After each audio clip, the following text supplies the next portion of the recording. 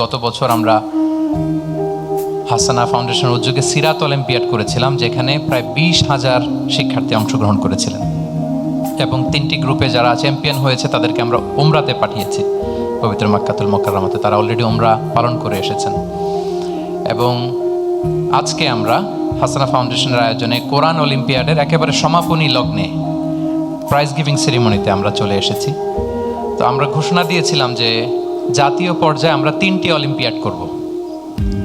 একটি হচ্ছে সিরাত অলিম্পিয়াড, একটি হচ্ছে কোরআন অলিম্পিয়াড, আর একটি হচ্ছে সুন্নাহ অলিম্পিয়াড। তো অলরেডি আমরা 2টা অলিম্পিয়াড করে ফেলেছি আলহামদুলিল্লাহ, আর বাকি রইল হাদিস বা সুন্নাহ অলিম্পিয়াড।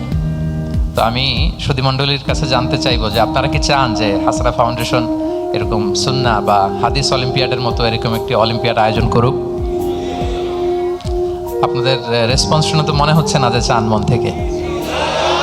সবাই চান? মাশাআল্লাহ, তাবারাকাল্লাহ।